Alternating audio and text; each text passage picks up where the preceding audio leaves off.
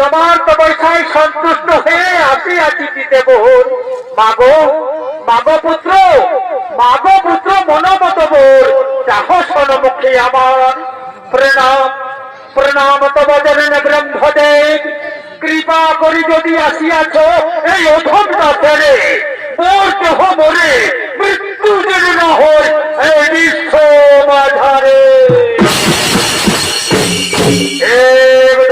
দক্ষ রক্ষ মানব কিন্নর কারো হস্তে না হইবে মরণ দেহ মোর দেহ